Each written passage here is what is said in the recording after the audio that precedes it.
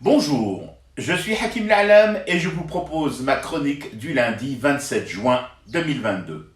Elle s'intitule Odeur et chuchotement. Loin du tumulte d'Alger, loin des pour et des contre l'équipe féminine de gymnastique au maillot floqué du drapeau national, direction Blida, place Toute, librairie Mauguin, pour y assister à la rencontre avec l'auteure américaine Alice Kaplan et son premier roman Maison Atlas, paru cette année aux éditions Bazar. La librairie Mauguin pour y réparer aussi une offense au livre commise par moi depuis tant d'années. Je n'avais jamais mis les pieds dans ce lieu avant ce samedi 25 juin. Et je dois bien l'avouer, dès l'abord, à quelques centimètres de franchir la délicieuse porte aux verres aujourd'hui introuvables, le choc, comme une force magnétique qui vous happe, comme une voix qui vous somme d'emprunter cette voie. Ça tombait bien, j'avais décidé de venir de mon propre chef et surtout du chef tumultueux de mes pulsions. J'entre et le choc me susurre à l'oreille. Aujourd'hui, petit ignorant, je ne te lâcherai plus. Et je n'ai plus été quitté, mais plutôt habité, littéralement mskoun.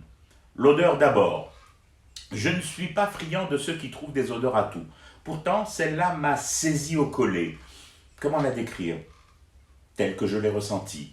L'encre, le bois et la patine, mélangés par quelques sorciers, alchimistes à 7 ans jamais perdus, et inventeurs fous de cette mixture qui vous imprègne dès cet antre du livre foulé. Les adeptes de la secte de l'ordre pourraient trouver à redire à l'amoncellement de pièces d'imprimerie uniques, crier au bric-à-brac et au capharnaüm. J'y ai vu ordre de la déraison du livre. J'y ai ressenti entrelacs de la pensée torturée et tortueuse des écrivains, des noircisseurs de pages et de ces métiers aujourd'hui disparus de l'imprimerie glorieuse. Des pupitres de lecture et de correction dans leur jus, des plaques, des marbres, des chutes de plomb à fondre, des portraits qui jalonnent votre assomption vers le lieu de la conférence. J'y serai, tout en haut, mais en retard de quelques minutes. Il faut à mes narines, il faut à mes papilles, il faut à mes mirettes se nourrir jusqu'à l'enivrement imprévu. Je traîne mes vieilles pattes dans les couloirs couverts de cette histoire du livre, aussi cloîtrée qu'elle peut être ouverte, dès lors que l'on a enfin poussé la porte verte en bas. Des portraits des maîtres créateurs de ces lieux, forcément en noir et blanc, mais m'emplissant de couleurs sonores. J'entendais presque les cris des typos, des garçons préposés au nettoyage des plaques et des soupirs de soulagement à la sortie des épreuves.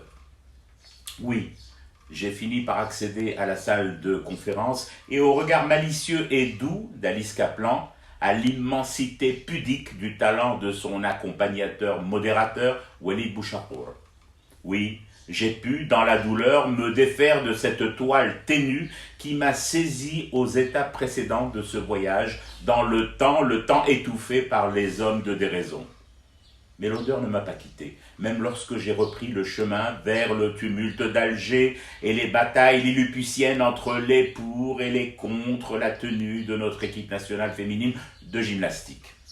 C'est dans cette bulle ensorcelée de la librairie Mauguin que j'ai enfin pu mesurer la misère chétive d'un débat autour du maintien ou de la suppression du français dans le primaire et son remplacement par l'anglais. C'est finalement ne rien comprendre à l'urgence des sauvetages plurilingues et des âmes en perdition de savoir et d'encre, que de gloser, loin des murmures des linotypistes d'antan, encore accrochés aux branches des arbres de place Toute. Je fume du thé et je reste éveillé, le cauchemar continue.